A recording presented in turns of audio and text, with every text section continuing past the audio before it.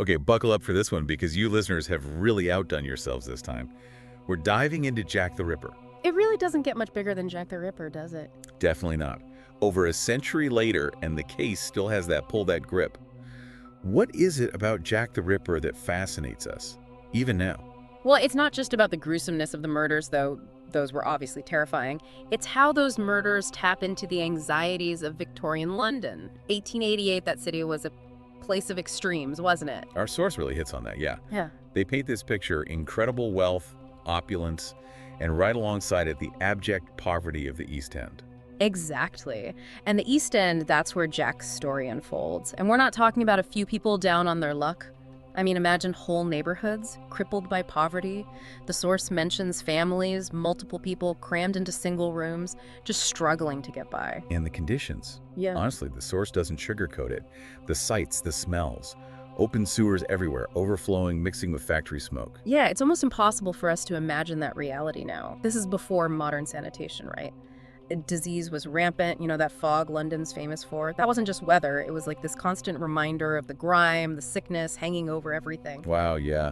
You really get that vivid picture, that sense of gloom. It's almost easy to picture those foggy streets hiding a monster. And that's exactly why Jack the Ripper got under everyone's skin so much. He didn't just kill, he exposed how fragile their world was. He preyed on those fears just below the surface of Victorian society. That fear of the unknown, of the darkness that's always lurking somewhere close. And what's really interesting is those fears, they're not so different from what we feel today. We like to think we've moved on, but every age has its monsters. It's a chilling thought, but it makes me even more determined to get into the facts of this case. Let's talk about the victims. These women became part of this terrifying story. The source calls them the canonical five. What's that mean exactly? Good question. The canonical five. That refers to the 5 victims most strongly tied to Jack the Ripper. Historical investigation, the way the crimes were carried out, it all points to these 5. Focusing on them helps researchers look for those potential patterns and motives that connect them all. So who were these women? Our source starts with Polly Nichols. Tell me about her. So our source paints this pretty tragic picture of Polly's life. 42 years old, struggling with alcohol. It sounds like things were already really rough for her, even before. Yeah, and sadly, that's something we see a lot with the canonical five. These women were incredibly vulnerable, living on the edge of society, often dealing with poverty, homelessness, addiction. It's heartbreaking. Makes you wonder, did the Ripper choose them because they were vulnerable? Because he thought they wouldn't be missed as much? That's a chilling thought, and it's something criminologists still debate. Did he deliberately target women he thought society wouldn't care about? It's definitely a pattern you see in other serial killer cases. Really makes you think. It's like the most vulnerable people are often the most susceptible to violence. Makes these murders hit even harder. And Polly Nichols, she was just the beginning. Only a week later, the Ripper strikes again. This time, it's Annie Chapman. And Annie Chapman's murder is where we really start to see what we call the Ripper's modus operandi. Right, our source uses that term too. It basically means the specific way a criminal goes about their crimes, right? Yeah. Like their signature. Exactly. And in the Ripper's case, it involved a very specific type of violence. This wasn't just about killing, it was about control. The source gets into the details, that deep cut across the throat, almost like it was done surgically. And the way her body, the mutilations, how it was posed, almost on display. Right, and that's what makes these crimes so different, so frightening. This went way beyond just murder. This was about power, instilling fear, leaving this awful mark on his victims. A mark that tragically he'd leave again and again. The source lists the next victim as Elizabeth Stride. What's interesting is they mention she wasn't a sex worker like the others, more of a domestic servant who, I guess, supplemented her income. Yeah, Stride's case is really interesting because it shows how precarious life was for women back then. One wrong step, one bad decision, and your life could just spiral out of control. And for Elizabeth Stride, that's sadly what led her to her death. It's scary to think how easily someone could get caught in that trap, how vulnerable they were. But what's worse is, Elizabeth Stride, she wasn't even the only victim that night. The source calls it a double event. Catherine Eddowes was murdered just hours later. The audacity of it, right? 2 murders, so close together, it feels like a terrifying escalation. And with Eddowes, the brutality is just different. The facial mutilations. Like the source said, it's like he was trying to erase her identity, dehumanize her in this awful, deliberate way. Exactly. And that tells us so much about this killer. This wasn't about passion. This was calculated. The level of control the Ripper had, it suggests he was detached. He didn't care about these women at all. It's hard to imagine what could drive a person to do something so horrible. Makes you wonder if this wasn't just about power, but about some kind of sick satisfaction he got from it too. It's the question, isn't it? What made Jack the Ripper tick? Was it mental illness? Some twisted ideology? We may never really know. And then there's the final victim, and maybe the most horrifying case, Mary Jane Kelly. Only 25, the youngest of the canonical 5. And Mary Jane Kelly's murder, it was different, right? The other victims were all killed outside. But with Mary Jane, the source makes it clear she was killed inside her own room. Yeah, that's a chilling detail. It suggests the Ripper was feeling even more confident, maybe even comfortable. Being inside, it gave him time to really indulge his fantasies. God, and the things he did to her. It's almost too awful to talk about. But one thing the source pointed out that really stuck with me is this contrast. You have this carefully planned crime scene, but the violence itself is so chaotic, so over the top, almost like a ritual.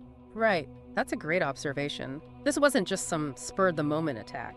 The Ripper, he thought about this, especially with Mary Jane Kelly. These were staged, thought-out acts. They were meant to do more than just kill.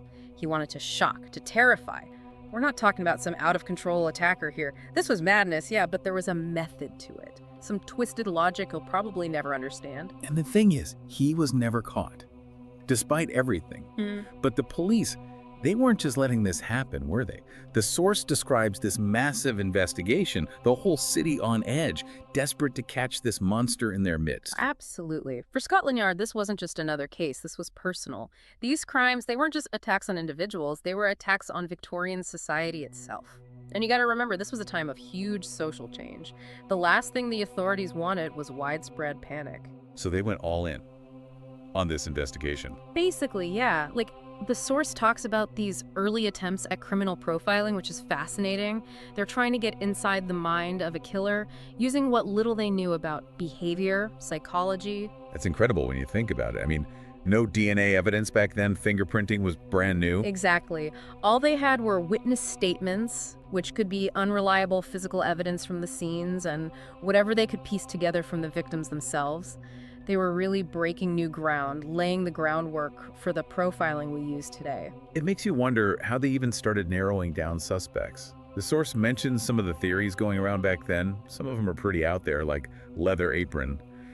They suspected him just because he was a butcher, and I guess the murders were pretty well efficient. Yeah, leather apron, talk about prejudice.